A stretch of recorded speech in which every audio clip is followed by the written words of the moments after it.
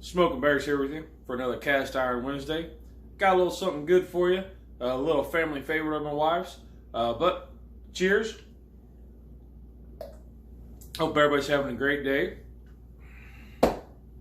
Today's Cast Iron Wednesday recipe comes from the Ohio State Grange Cookbook. This was a wedding gift from when my wife and I got married back in 2002, and we didn't find it for a couple years. But anyway, my wife was telling me about this stuff that her uncle used to make, and it was corn mush. And I was like, what? So anyway, her cousin was in town and they were talking about it, and I said, well, I got to figure out how to make this stuff because it means so much to you.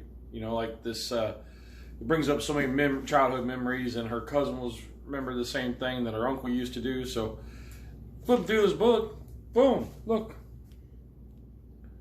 Right there it is. Simple. I made it once.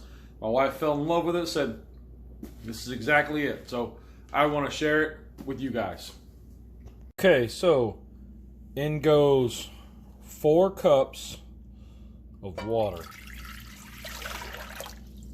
4 cups is like 32 ounces, which is a quart. Alright, now it says boil water and then stir in cornmeal. So I have a 1 cup cornmeal off here to the side, and then I have to reduce the heat and stir constantly. So we got the heat on, so we'll get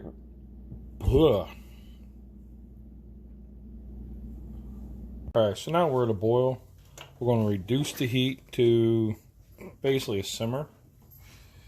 We're going to add in our 1 cup of cornmeal. Oops. Preferably not like that. And our 1 teaspoon of salt. And then we stir constantly, or consistently, for about 5 minutes. So we'll set the timer for 5 minutes and start. You're gonna say, Bear, where's the cast iron in this? You'll see when we get ready for this. You know, boiling water is kind of like taboo or something in the old cast iron, you know, because it lifts the seasoning or whatever. So broke out the old Magnolite for this one, and you know, we'll get the cast iron out when this is ready. Alright, I guess we lost that footage. So I had it 5 minutes. I had it all nice and thick.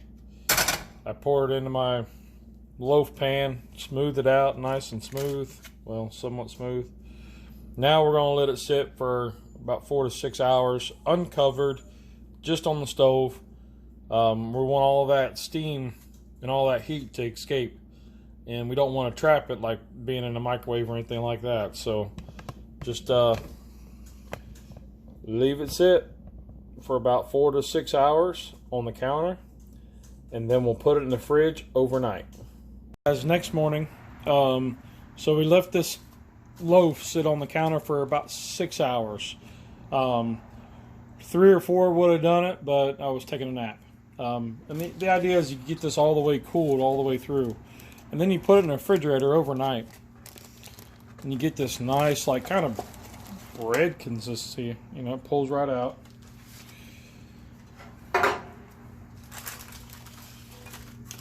So the idea, I got my cast iron, I already got it heated up. I'm using my, let me show you this real quick. Just a little Cracker Barrel, just a little griddle. Got it heated up with some low heat. I'm going to drop a little bit of bacon grease on there, because as we know, bacon grease makes everything better. Let's just add just a little bit, tablespoon, 2. Just like that. I'm sure I'm not the only one that keeps his bacon grease in a mason jar by your stove. And we're just going to move it around. Make sure this thing's all coated. Looks like I might have put a little too much on, but that's all right. She'll soak up. Doing a little bit of research on this loaf. Well, not loaf, but fried cornmeal mush.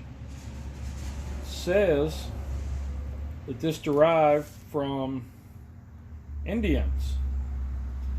The tribes showed it to the pilgrims. So that's pretty cool. So I want to cut them into slices. I got it about that thick. Just lay it on there. Oh, hear that sizzle. That piece kind of fell apart.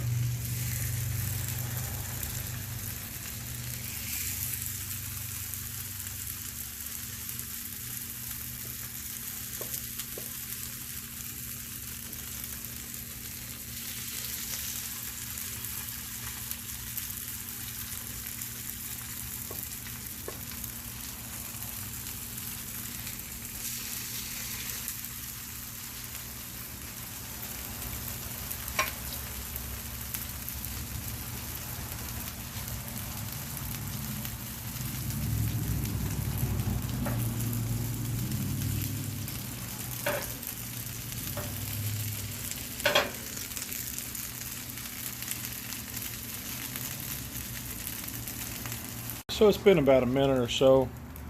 Let's take a look. We just want to get it nice and crispy. So not quite there yet. You see it's starting to golden up. We want it like a deep golden, almost like a fried. You see it's sticking to the pan. Tells me it's not ready yet.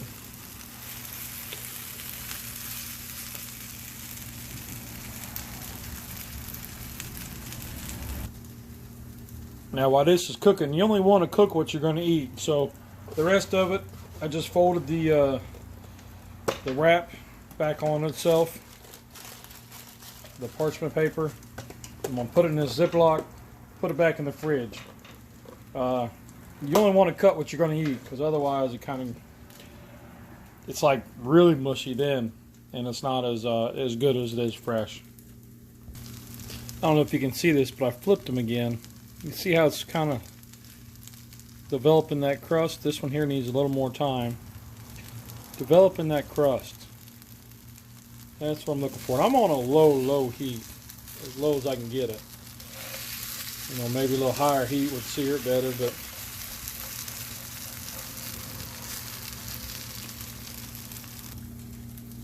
alright, so I kind of butchered up a couple of them, but I think they're done.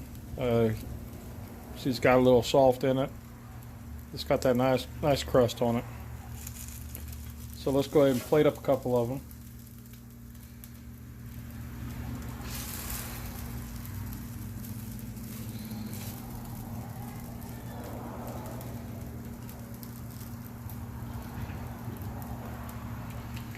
And then I'm going to turn the heat off.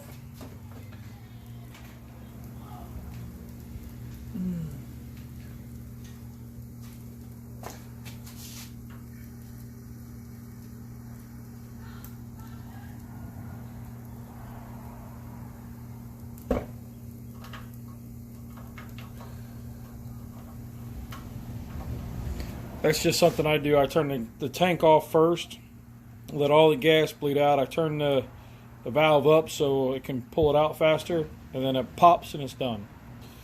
So alright, that's enough of that. So now you can top this with like a fruit topping, like berries or some sort of syrup. Maple syrup is awesome. It's usually what we use. Today I'm actually out of maple syrup, so today I'm doing a little bit of the bear. Gotta have some bear. And we're just gonna go right over top. Trying to keep it nice and authentic.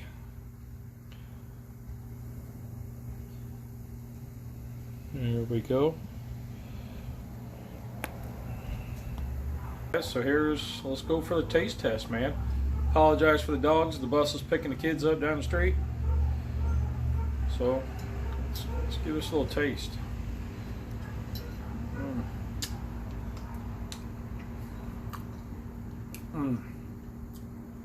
Oh my goodness. This is like a, you think of like a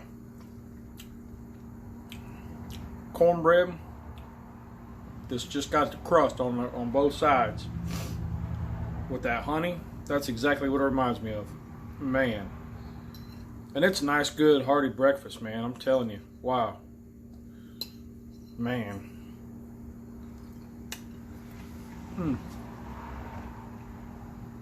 Great American breakfast right here. Got a lot of history in this little dish right here. You know, holds a lot of meaning to my wife and, you know, some of her family. And I can't wait to eat them. And the American heritage in with this.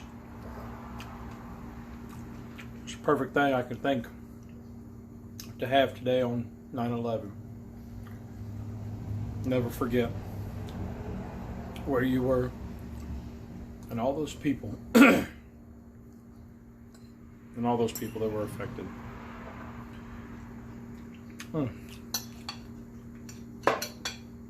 That's what I have today. My smoking bears.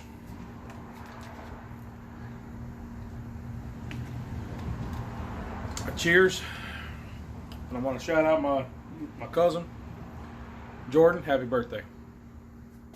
Smoking bears.